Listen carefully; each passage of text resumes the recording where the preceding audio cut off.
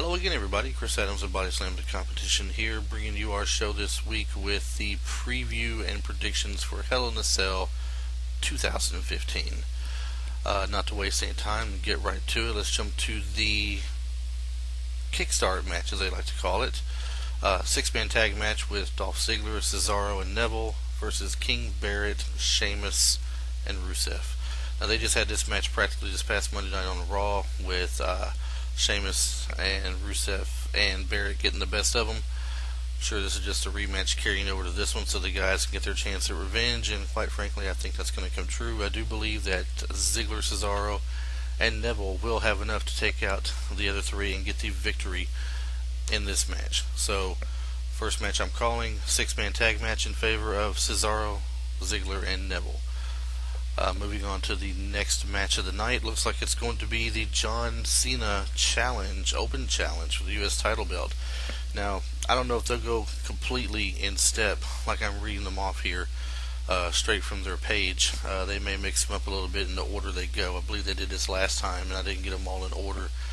But regardless of the order that it's going in, John Cena has an open challenge out. Who do you think will take up the challenge?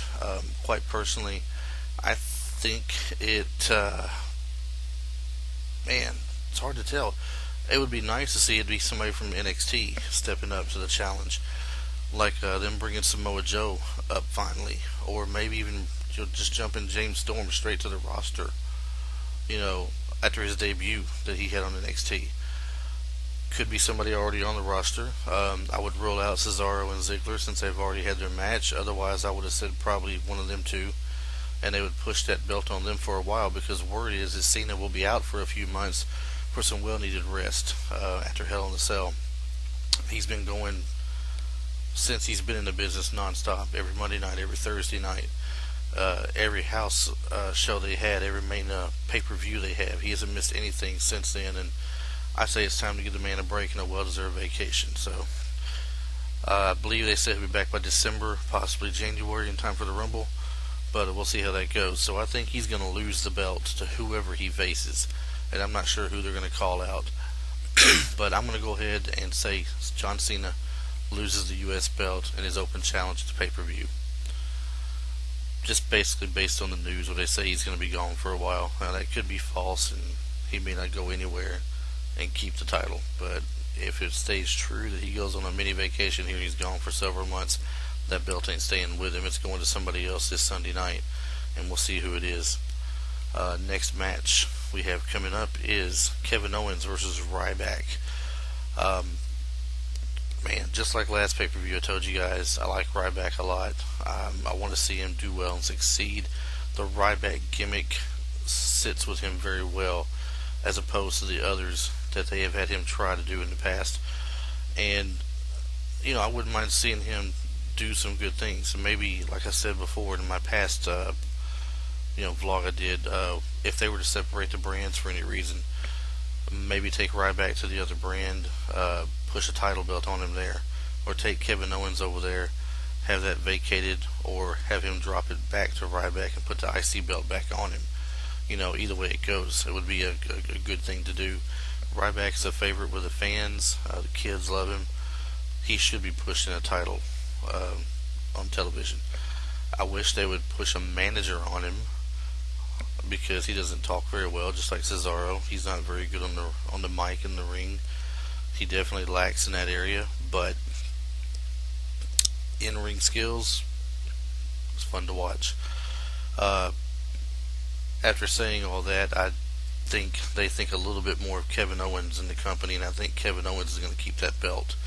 I think he's going to keep that belt till he works his way back up and takes the other belt. Matter of fact, I would not be surprised in the least if they pull out a Kevin Owens coming in there and challenging Cena for that U.S. belt and taking that U.S. belt finally, and then Cena be gone for a while and let him talk about that. That could possibly happen too, but I think Kevin Owens definitely holds out, wins the IC belt, or I should say retains the IC belt. And for those of you who aren't sure, Intercontinental belt. Next match is the tag team title match between the New Day the modern day Freebirds versus the Dudley Boys. You know, I as entertaining as New Day is to watch and keep up with, they definitely bring a little bit of humor to their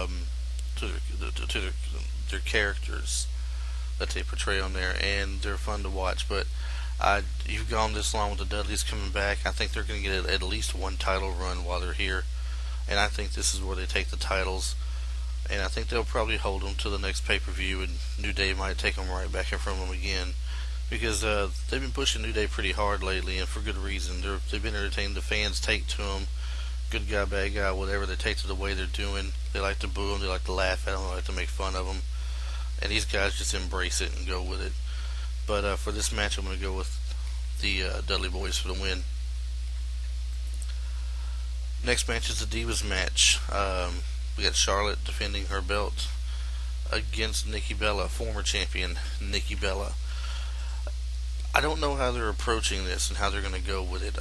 At first, I thought when Charlotte won it, and they had Ric Flair come out and talk her up and congratulate her, you had Paige out there with her and Becky Lynch out there with her. I thought maybe they would take that opportunity and bring out one more girl and introduce themselves as the modern day Horsemen, lady style. And that never happened. So I don't know what direction they're going to go with Charlotte overall. Nikki Bella had the title for, almost a year. I believe record time, beating AJ Lee's time she had hers. So I could definitely see them putting it back on Nikki Bella. I could see that happening. I don't know that they will, though, because I don't know the direction of Charlotte. This is actually a tough one for me to call. I would like to see Charlotte retain the belt, but Nikki Bella did a good job of portraying the heel champion, too, that everybody wanted to hate and boo and see her get beat. So, just out of sheer preference, I'm gonna pick Charlotte to win, because I want to see her hold the belt for a while and give the Bellas a rest. Next match we've got listed here is Seth Rollins versus the Demon Kane. Look, if Seth Rollins isn't going to give up the title to Sting, and he's not going to give up the title to Ambrose or anybody else younger, it's a travesty if they give it up to Kane. This just should not happen, and I don't think they'll do it. I wouldn't be surprised if they did, but I hope they don't.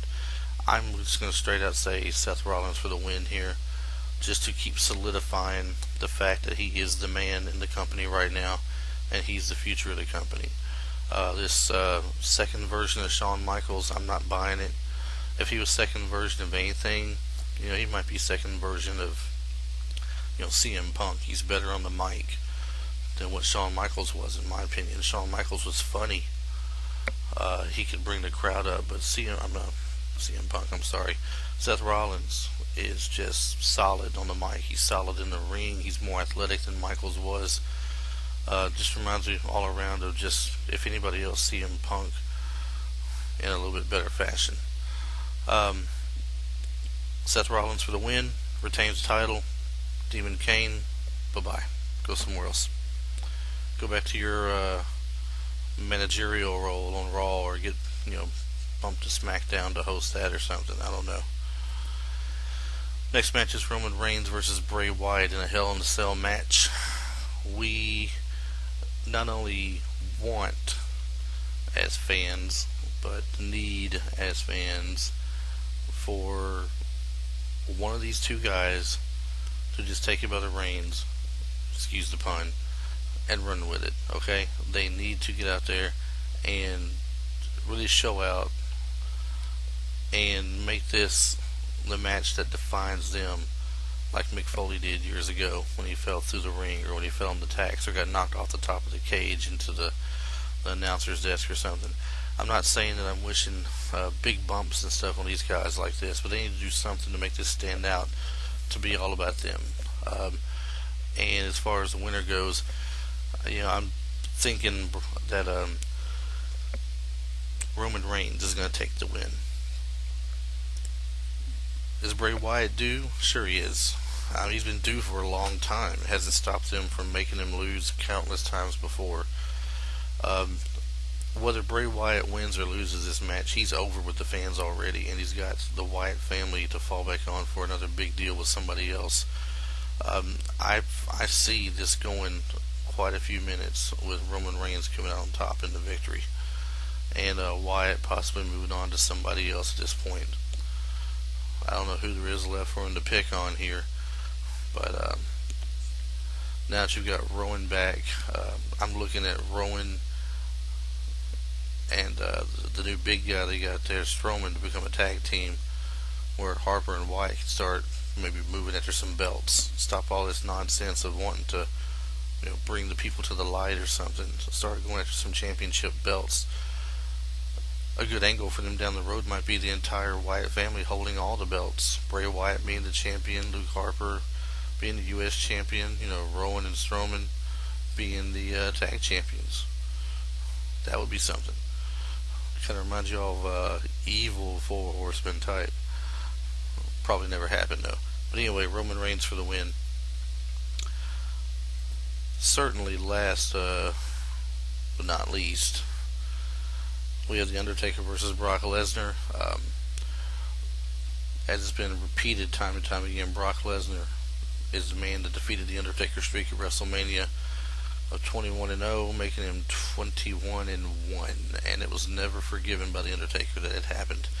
He shows up on the Raw not too long ago and delivered his distaste for the way they've been acting about it in the form of a foot in the crotch to Brock Lesnar.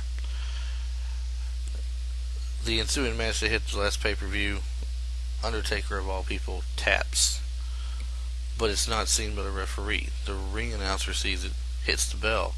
The referee says, "I'm the one that rings the bell, not you guys. What are you doing?"